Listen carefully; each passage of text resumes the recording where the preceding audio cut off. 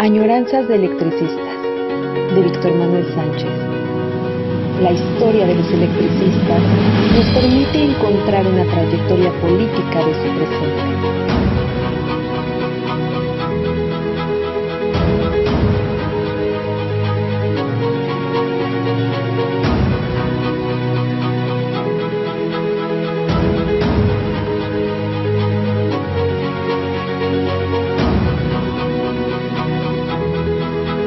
Comenzamos.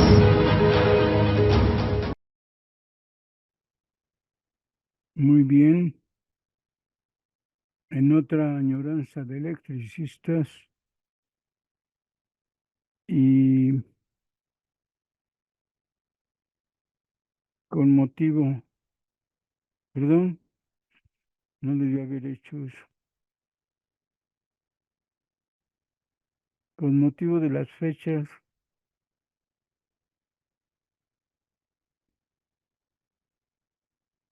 y de los temas que por las mismas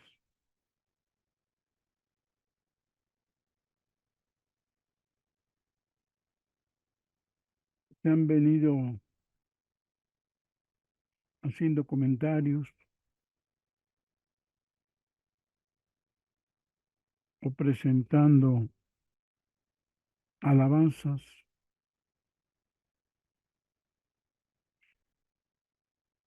y necesitamos ubicar ciertas cosas.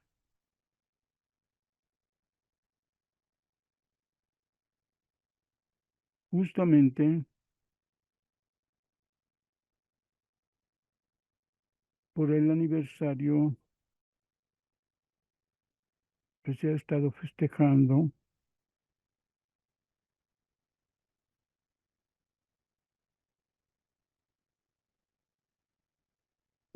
por el aniversario de la Constitución de 1917.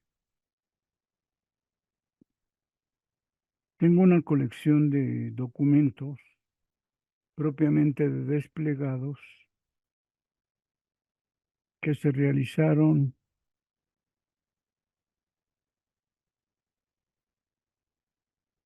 cuando los carrancistas regresan a la capital en 1916 e imponen el criterio a seguir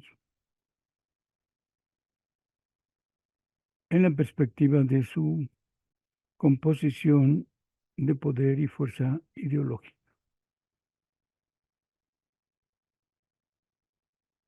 Pero lo más llamativo en realidad, aparte de que llegan en 1916 de regreso a la capital, es precisamente eso, la Constitución.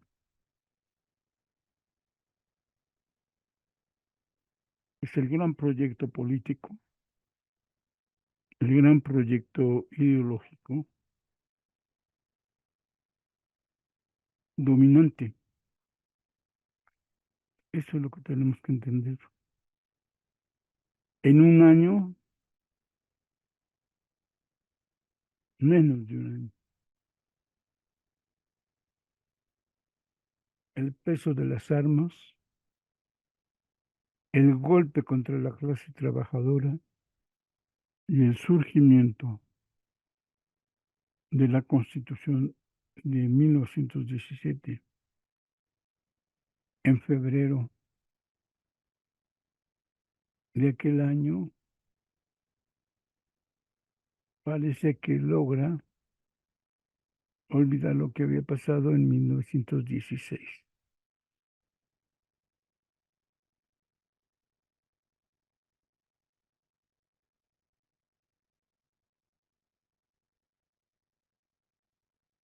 Hemos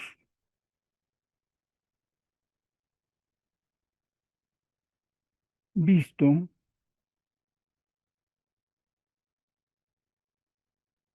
que durante años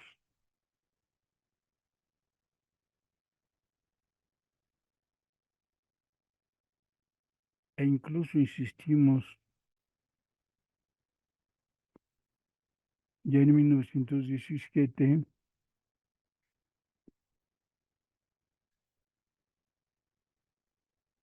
los electricistas olvidan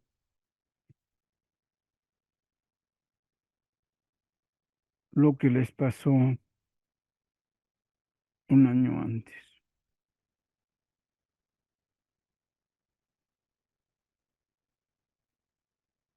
Por eso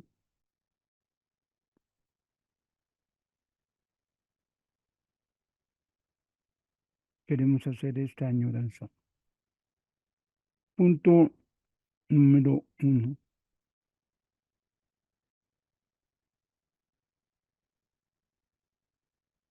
En 1915,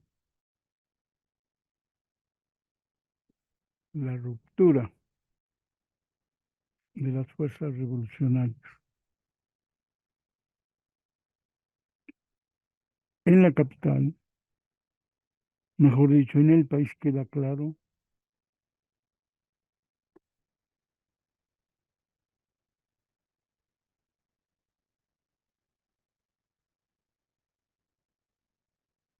que el intento de lograr en la Convención Nacional de Aguascalientes un acuerdo entre las fuerzas principales revolucionarias no pudo ser. Una convención que en principio propuso y puso los términos Venustiano Carranza y sus fuerzas de reunirse, ponerse de acuerdo y pactar y crear una constitución. No le gustó.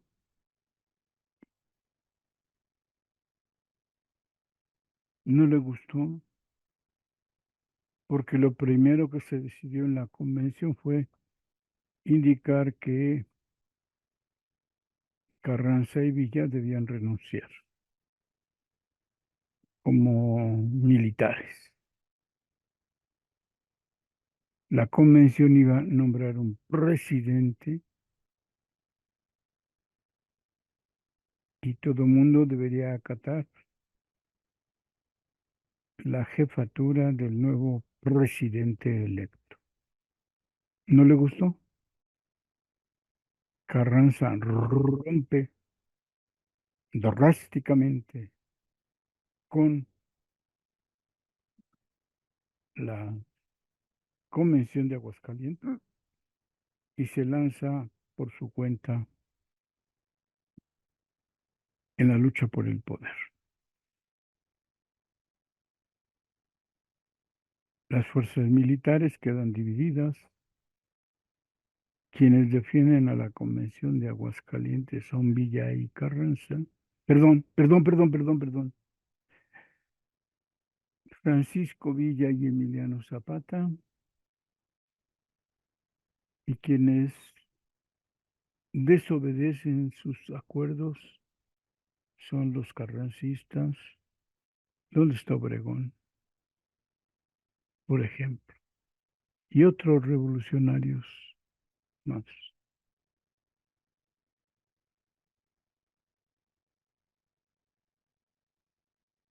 Carranza a la larga, o las fuerzas y deseos y propósitos de Carranza se van a cumplir asesinando a Emiliano Zapata y años más tarde a Francisco Villa. Punto. No había forma de negociar con los convencionistas, con las fuerzas de Zapata y menos con las fuerzas de Villa. Efectivamente, hasta que no estuvieron muertos, Zapata, perdón, Carranza no estuvo tranquilo.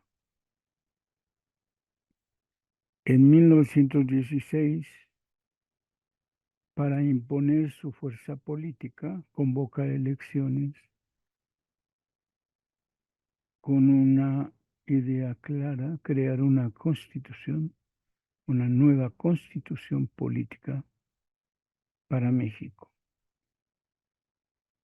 Se eligen representantes o diputados o legisladores para para el Congreso de la cual va a surgir la Constitución. Solo convoca a carrancistas. Ninguno que no sea carrancista puede participar en la elaboración de la Constitución de 1917. Pocas veces se comenta este tipo de asuntos. Es una, o lo que salga, va a ser una constitución elaborada por y para carrancistas. Eso es más que claro. Previo a eso, 1915 y 1916 significa imponer al movimiento obrero y a la clase obrera condiciones.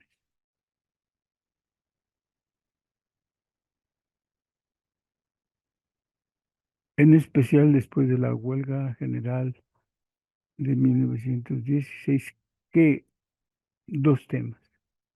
La historia oficial dice que quien organiza toda la huelga general de julio-agosto de 1916 es la Casa del Obrero Mundial.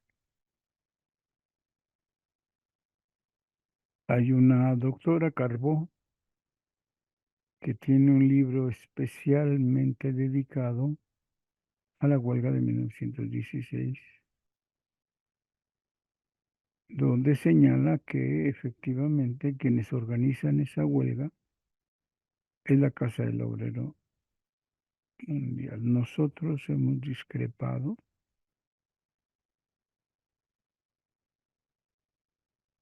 indicando que quien organiza el conjunto de los trabajadores, las condiciones de la nueva central, porque de ahí pensaban que iba a surgir una nueva central de trabajadores. Va a ser la Federación de Sindicatos Obreros del Distrito Federal, quienes están dirigidas, organizadas o promovidas por el Sindicato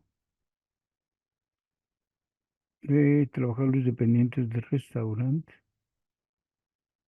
y por el Sindicato Mexicano de Electricistas. Hay un desplegado, un manifiesto expresamente escrito por la Federación para convocar a la huelga. Entonces,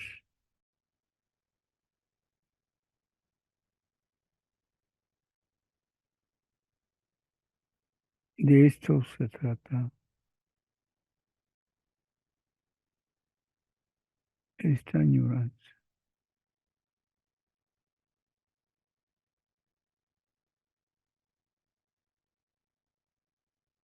de criticar, de proponer otro punto de vista, de reconocer, a pesar de todo, que la Constitución de las 17 está elaborada por carrancistas bajo la presión y supresión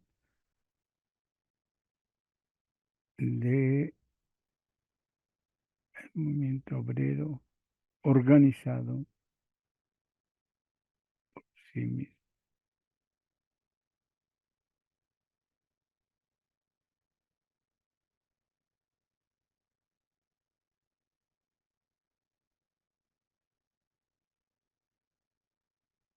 Ese es el punto. ¿No? Es, y hoy se festeja Y el presidente contemporáneo le encanta decir que viva Carranza. Le encanta decir que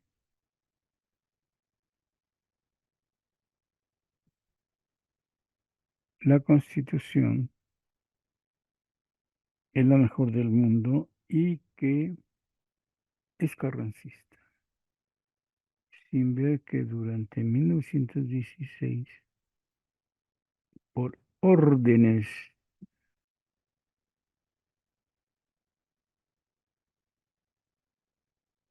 del ejército de Carranza,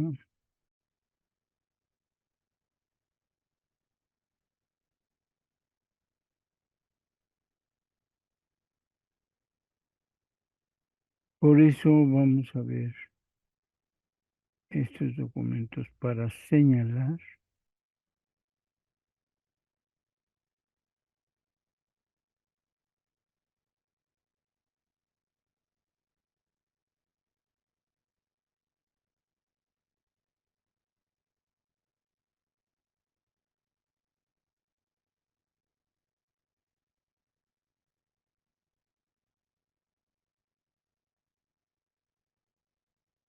así es.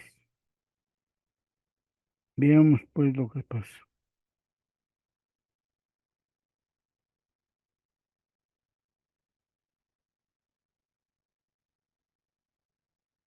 Recordemos este punto.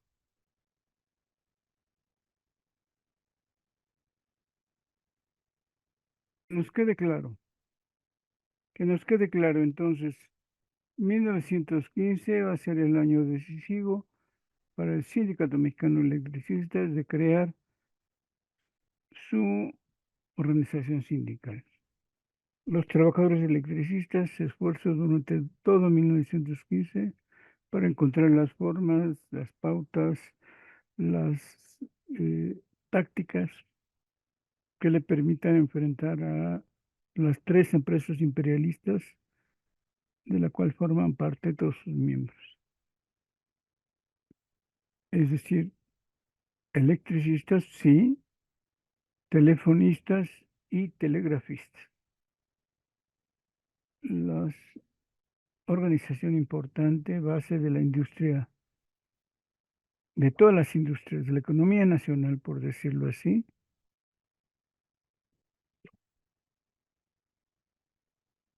y le va a permitir 1915 estar fortalecido. 1915 va a ser decisiva para empezar a forjar con Carranza una posición de fuerza militar frente a Villa Zapata.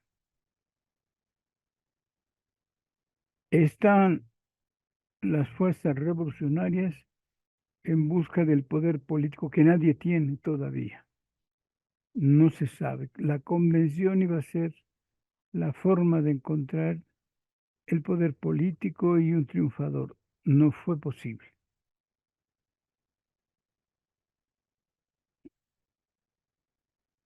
Yo digo que traición se le llama al punto de ruptura de Carranza con la convención. No acepta los acuerdos de la convención y traiciona ese proyecto.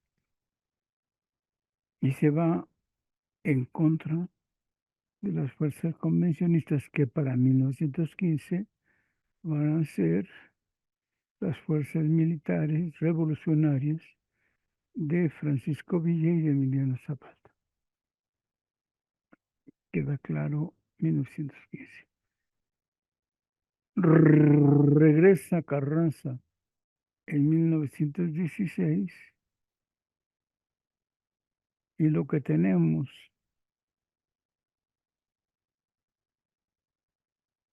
para entonces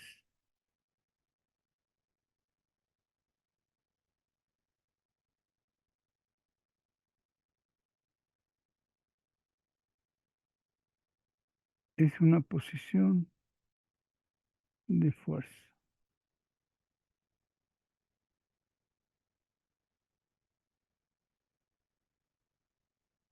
Por cierto, los anarquistas, al crear los batallones rojos al lado de Carranza, dejaron ser carrancistas.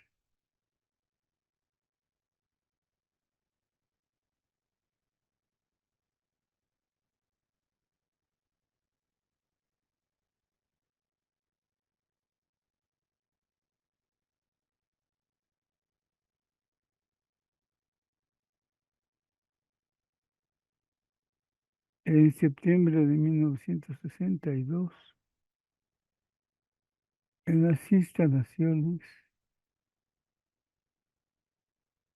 del ESME se va a festejar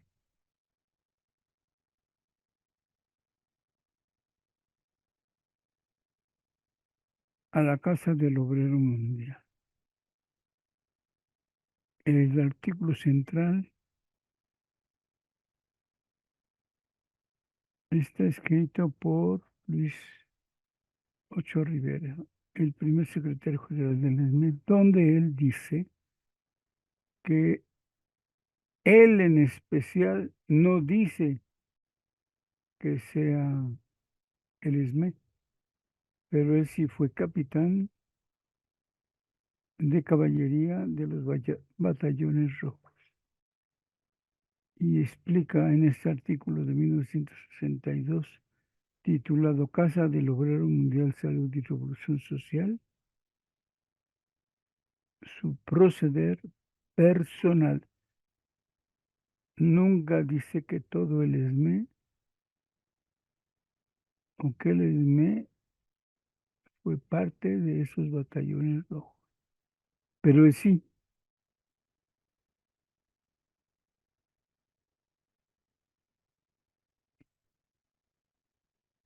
y nosotros hemos reconocido siempre la ruptura del Sindicato Mexicano de Electricistas con la creación de los batallones rojos. Reconocemos que en 1915, año en que los batallones rojos se van a ir con Carranza, la fuerza propia organizada de la Casa del Obrero Mundial como ella misma se debilita. Por eso,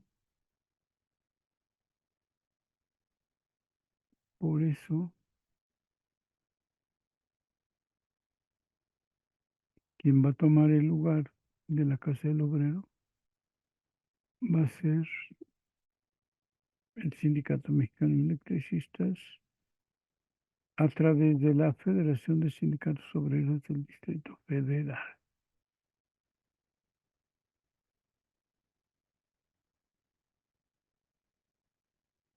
En este artículo,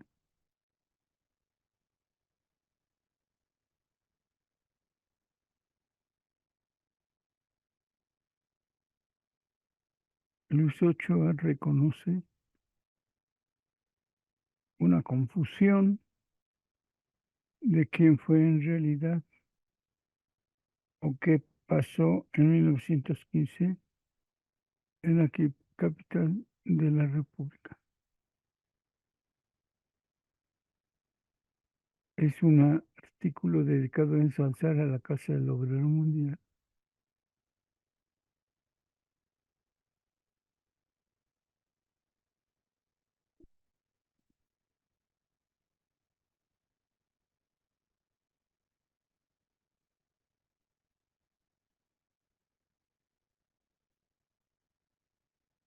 Y por ello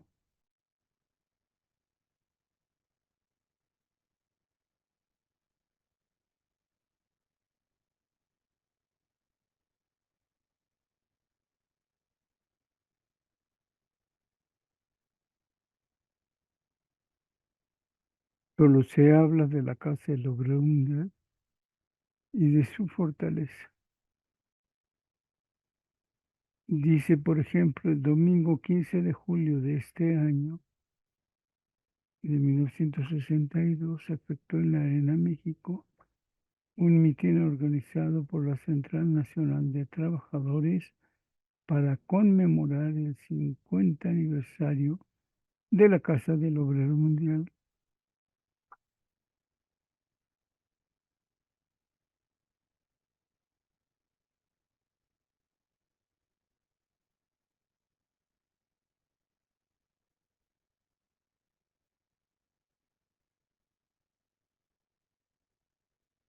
El mitin se hace organizado por el ESME y dice lo que me llena de satisfacción por haber tenido la suerte de ser su primer secretario general y fundador. Pido se me disculpe por hacer la aclaración, pero no puedo dejar de hacerlo por creer lo necesario, no solo con todo lo bueno, sino que también lo malo, porque hay que reconocerlo. En ese mitin se dio la voz siempre sincera de nuestro secretario general Aguilar Palomino,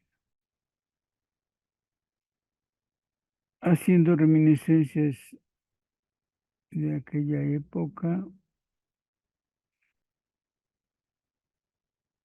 tocando varios puntos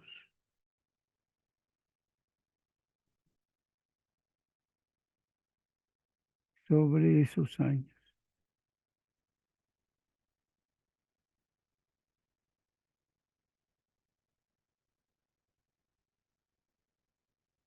Dice Ochoa, en la huelga de 1916, siendo gobernador del Distrito Federal, el señor César López de Lara, el general, perdón, se nos despojó de nuestra casa sindical de la esquina de San Diego Rinconada de San Diego sin estar,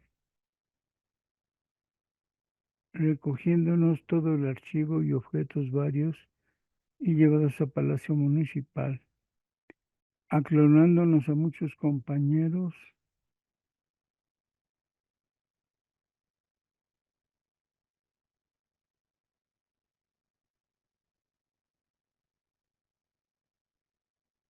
y encarcelándonos y posteriormente sometidos a consejo de guerra para ser juzgados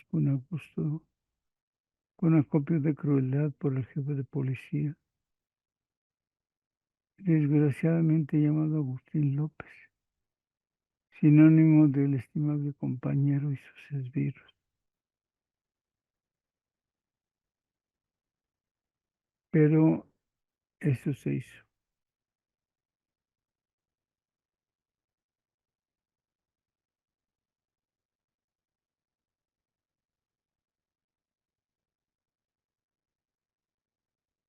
Por eso se manifiesta aquí, es una contradicción,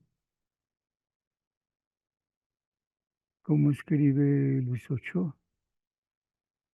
O es de la caballería de los batallones rojos, o lo nombraron y se quedó sin que propiamente él formara parte de los batallones rojos. Lo nombraron sin haber sido un efectivo militar.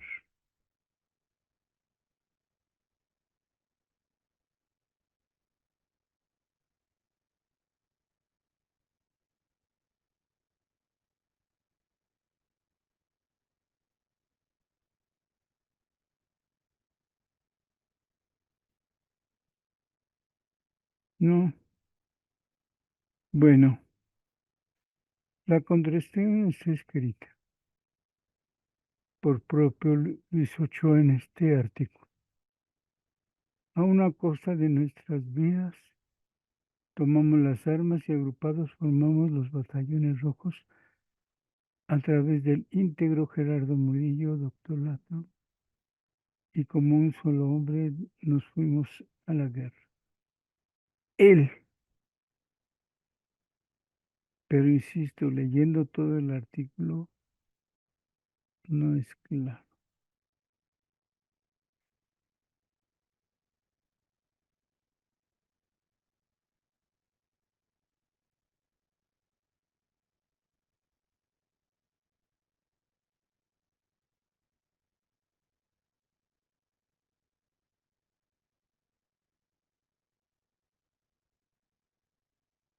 Veamos entonces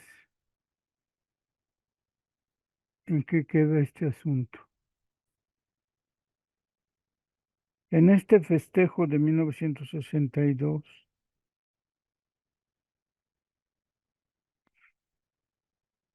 sobre la Casa del Obrero Mundial, insisto, por el artículo de Luis Ochoa descubrimos, o él nos muestra, que él sí fue teniente de caballería de los batallones rojos. Él no aclara quién es más.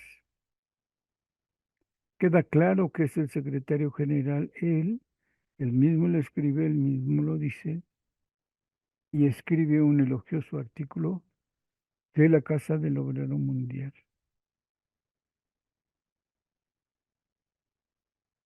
En los hechos, durante mucho tiempo en el ESME se ha festejado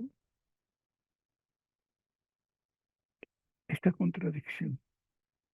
El ejército represor, quien acaba con la huelga, quien encarcela no solo electricistas, sino a todos los, cierra todos los sindicatos, detiene a todos los dirigentes, al comité de huelga, impide que se cumpla esa huelga es Carranza. Un año después, se va a olvidar que Carranza es, permítanme tantito, que Carranza es ese represor. Y con la Constitución del 17 se va a ensaltar. Es decir, el enemigo, el que del golpe militar contra la huelga, contra el ESME, contra la Federación de Sindicatos Obreros y si se quiere, contra la Casa del Obrero Mundial, es Carranza, el doctor Atl. Pero se olvida, eso sucedió en julio-agosto de 1916. En febrero de 1917 se olvidó. El gran triunfador es Carranza, la Constitución es la máxima, y en efecto podríamos decir que parte fundamental del artículo 123 está basada en la experiencia de lucha de los obreros electricistas. ¿Por qué? Porque el conflicto de 1916 y las órdenes imperiosas autoritarias que se dan contra el movimiento obrero son de Carranza. Saben muy bien quién es el movimiento obrero. Se lucha contra el movimiento obrero, en especial contra los electricistas, y se sabe muy bien en esos años. Tan se sabe que, insisto,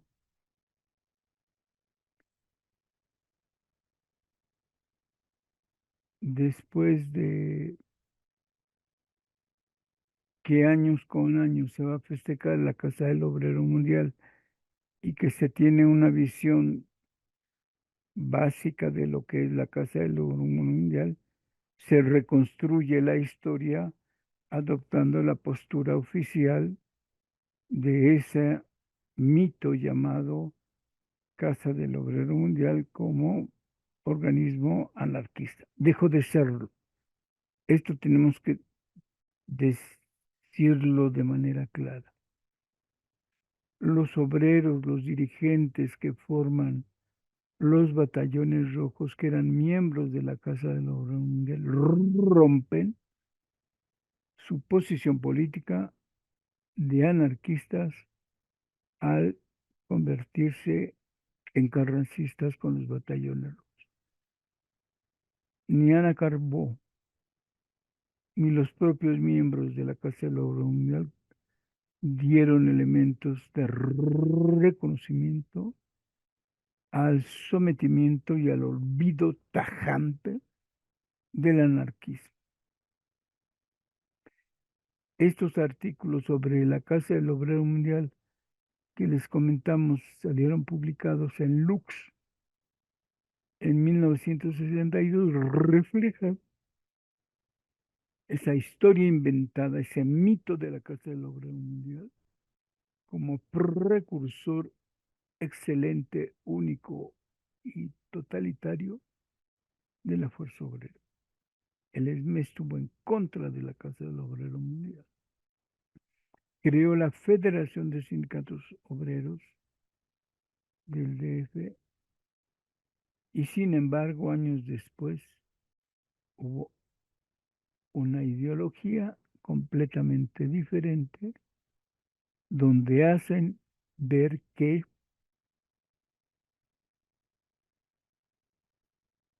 Carranza no es malo,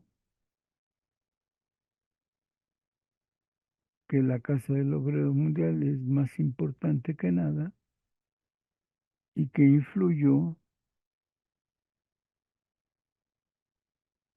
de manera positiva con los trabajadores de aquella época.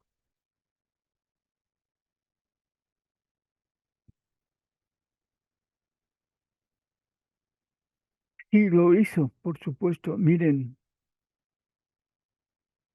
les voy a enseñar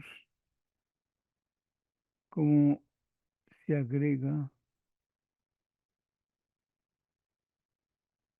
al artículo de Luis Ochoa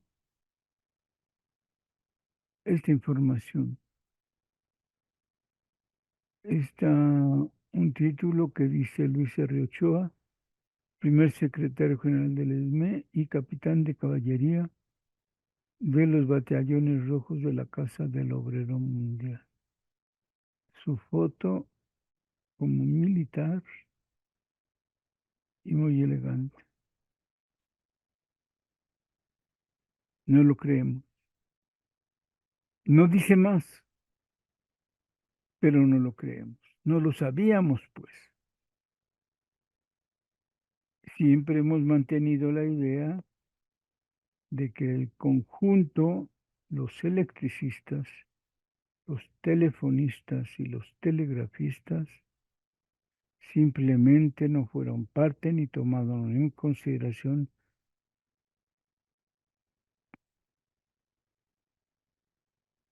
a la Casa del Obrero Mundial en todo 1915, a partir del documento que los propios integrantes de la Casa del Obrero firmaron para adherirse, para sumarse, para someterse, para seguir al carrancismo. Entonces tenemos este documento que en esta presentación dice, en atención a que los obreros de la Casa del Obrero Mundial se adhieren al gobierno constitucionalista, ven, aquí ya dan por sentado que hay un gobierno, todavía no estaba definido, había lucha.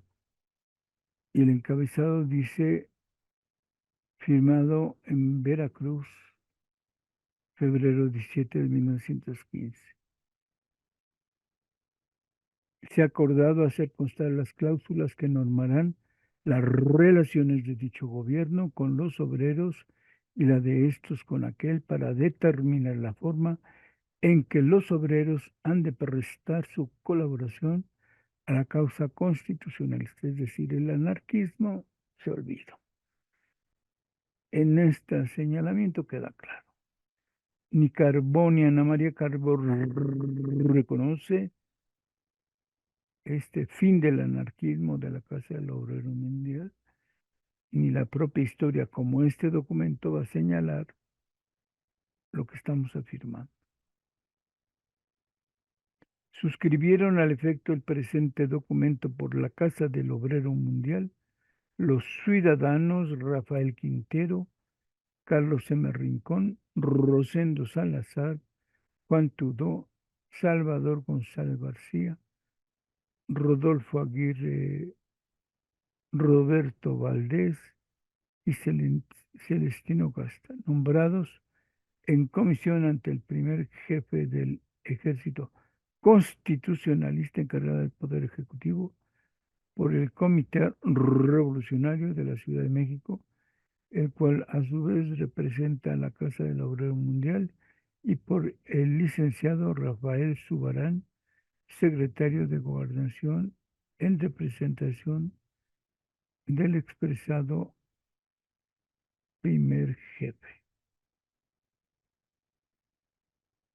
Punto número 1.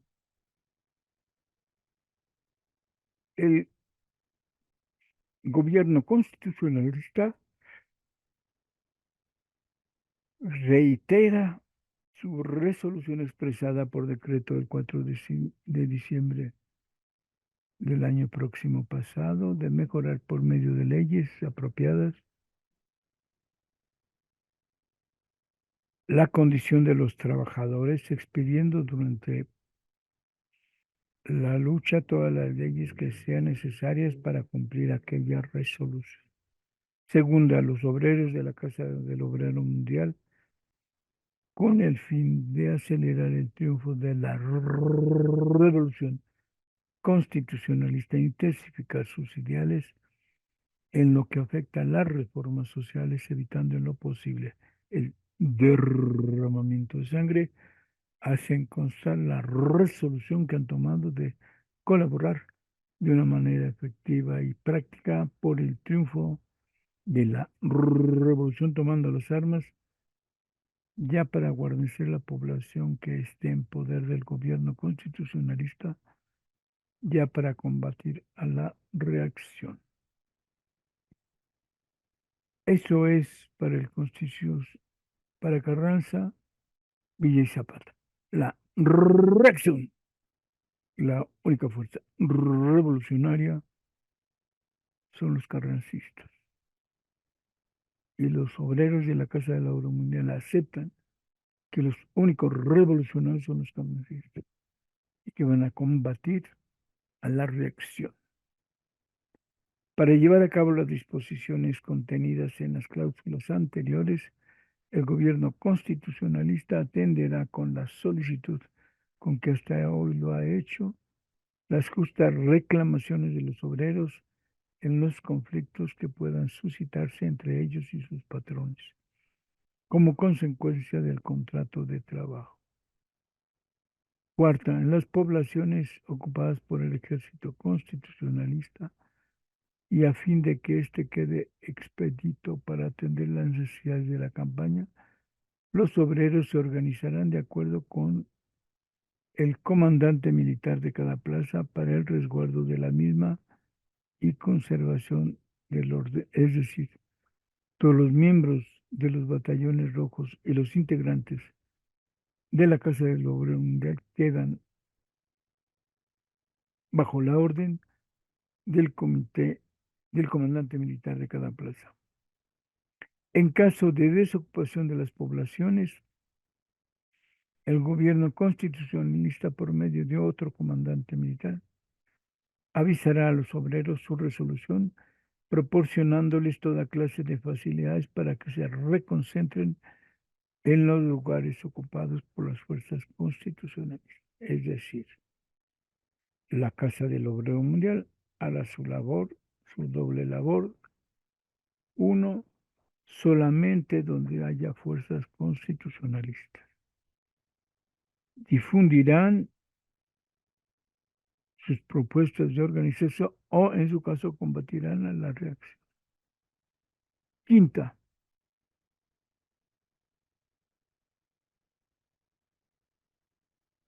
los obreros de la Casa del Obrero Mundial formarán listas en cada una de las poblaciones en que se encuentren organizados y desde luego en la Ciudad de México, incluyendo en ella los nombres de todos los compañeros que pretenden cumplir con lo que dispone la cláusula segunda. Las listas serán enviadas inmediatamente que estén concluidas la primera jefatura del Ejército Constitucionalista, a fin de que ésta tenga conocimiento del número de obreros que están dispuestos a tomar las armas. Recordemos, y no queda claro en el artículo de Luis Ochoa, del primer secretario general, que él esté súper de acuerdo con esto que estamos leyendo. Él va a combatir a Zapata, él va a combatir a Villa, él va a dejar sus tareas que cuando revisamos todas las actas no ha dejado las actividades ni en la compañía de luz ni en el ESME. Él sigue firme como trabajador eléctrico. Pero él dice que no, a mucho orgullo, él es teniente de caballería de los batallones. ¿Dónde está la crisis? ¿Dónde está la mentira? ¿Dónde su ideología se trastoca por otra? Él no lo aclara. Además, todas las listas las va a tener un comandante militar y con esa lista, además de someterse a las órdenes del comandante militar de la plaza, estarán vigilados y concentrados a través de esas listas, que suponemos nosotros se van a renovar en cada lugar al que lleguen, en la idea de que van a seguir formando y ampliando la influencia de la Casa del Obrero Mundial. Un organigrama, un acuerdo donde todos están sometidos a las comandancias militares.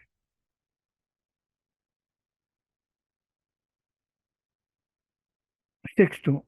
Los obreros de la Casa Mundial, de la Casa del Obrero Mundial, harán una propaganda activa para ganar la simpatía de todos los obreros de la República y del obrero mundial hacia la revolución constitucionalista.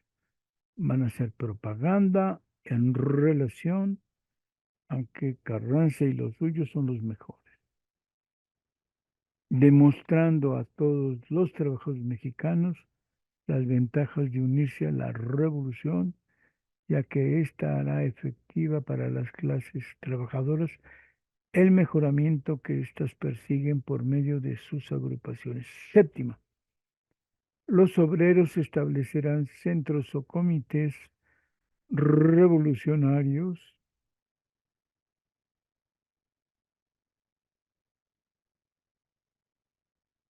en los lugares que juzguen conveniente hacerlo. Los comités, además de la labor de propaganda, velarán por la organización de las agrupaciones obreras para su colaboración en favor de la causa constitucionalista. Octava, los gobiernos constitucionalistas, perdón, el gobierno constitucionalista fundará en caso de ser necesario colonias obreras en las zonas que tenga dominadas para que sirvan de refugio a las familias de los obreros que hayan tomado las armas o que en otra forma práctica hayan manifestado su adhesión a la causa constitucionalista. O sea, si están organizados, firman este pacto y se someten a la causa constitucionalista. Novena, y es la última.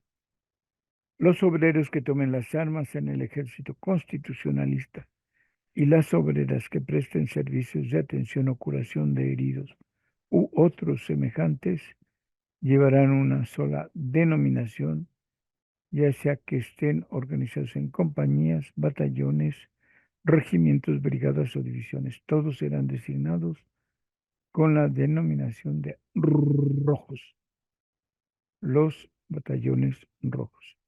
Firman Constitución y Reformas en Veracruz, febrero 17 de 1915. Rodolfo Aguirre, Rafael Quintero, Celestino Gasta, R. Soberán, Gonzalo García.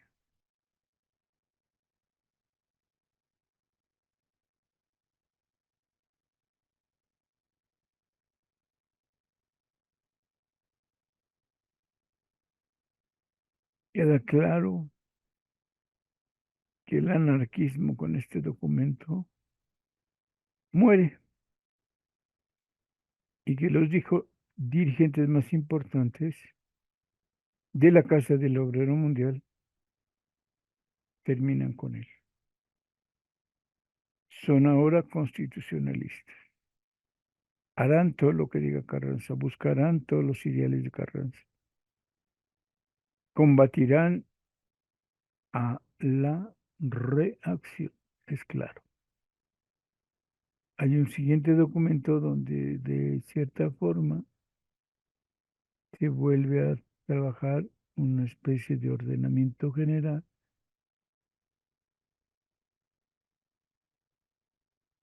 dirigido del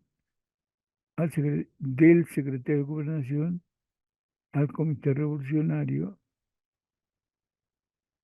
de la Casa del Obrero Mundial, donde queda preciso que se van a poder organizar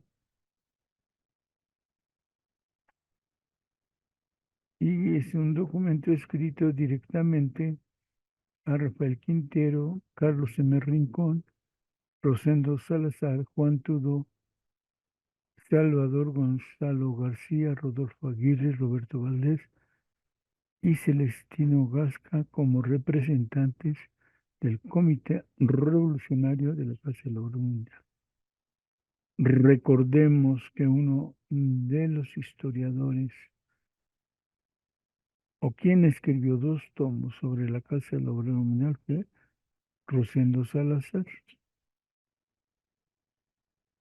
y que al seguir la historia escrita por Rosendo Salazar, es muy fácil encontrar el convivio de amor y paz que tienen con los constitucionalistas y manteniendo el interés de que toda la vida, a pesar de eso, son anarquistas.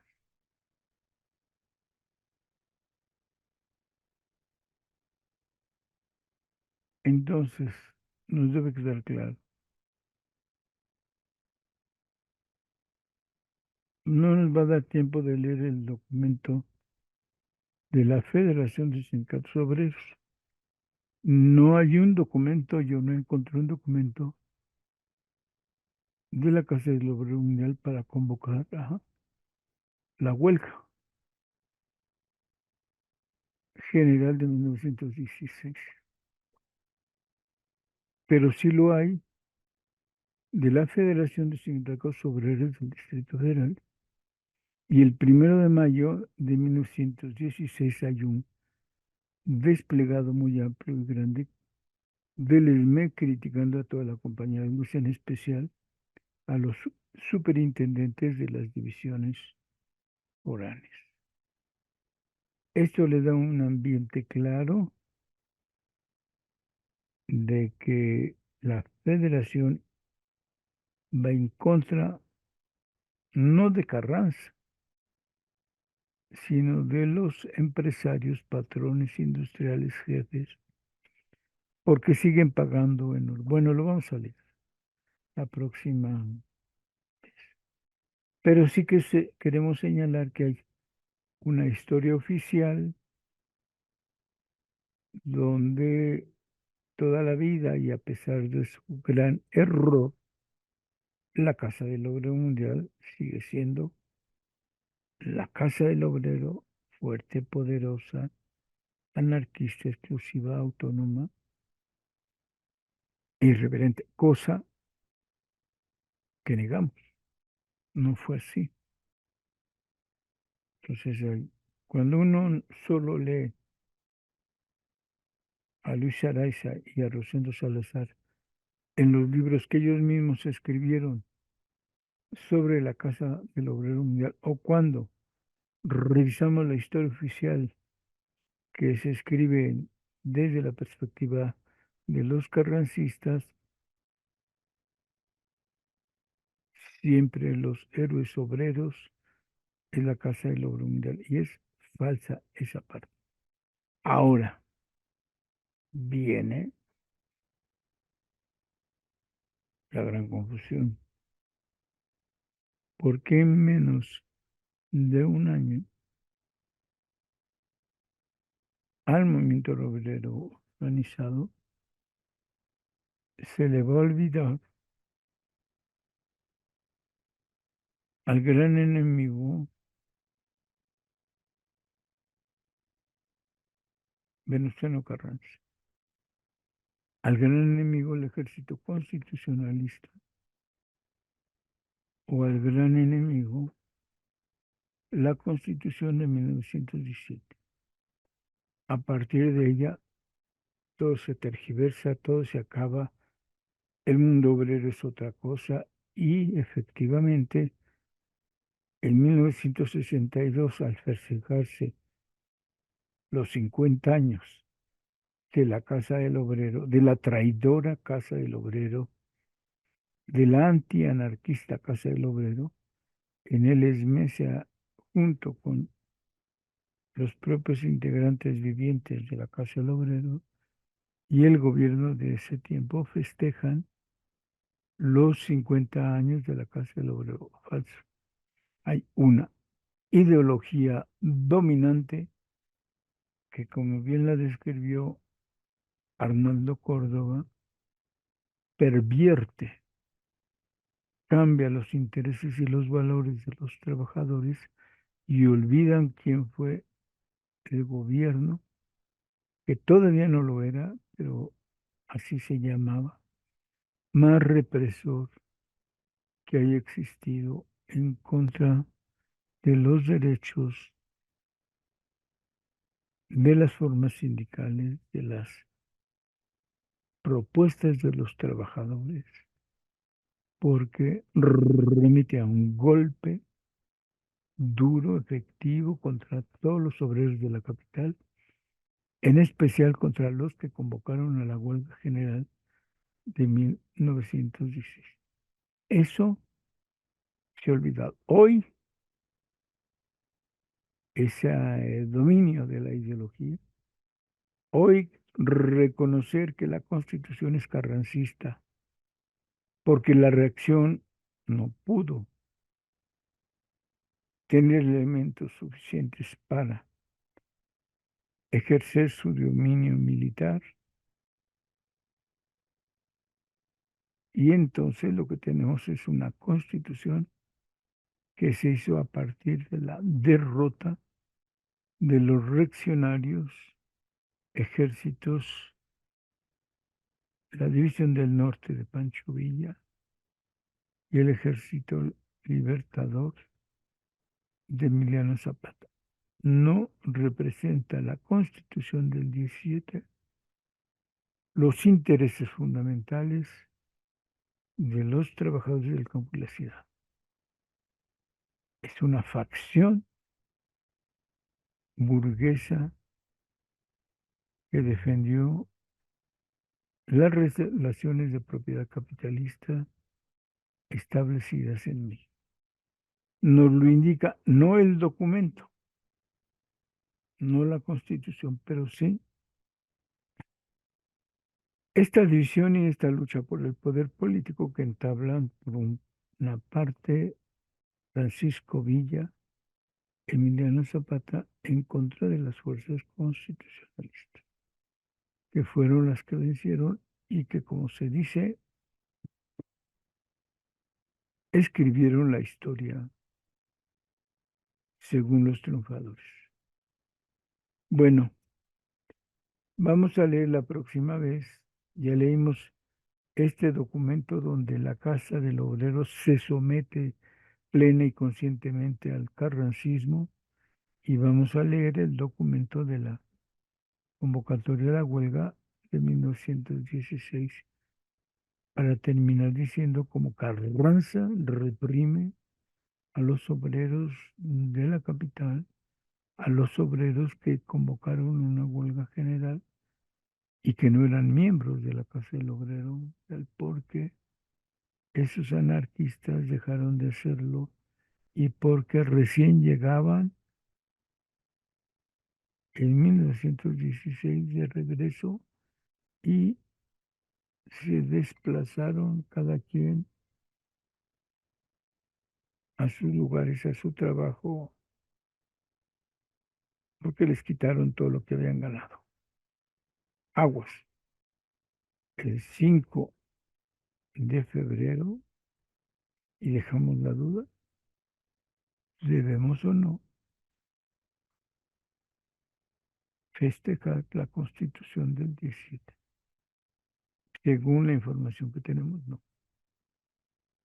Atacaron a una huelga para imponer una constitución hecha solo por racistas. La reacción, como ellos le llaman en estos documentos, no pudo participar en la elaboración de la constitución. En fin, queda la duda, hay que estudiar y hay que replantearse las cosas. Se acabó el tiempo, nos vemos hasta otra añoranzas de electricistas. Perdonen los sucedidos y acontecidos que vieron, pero ando un poco malón. Malón de enfermedad. Nos vemos. Hasta entonces.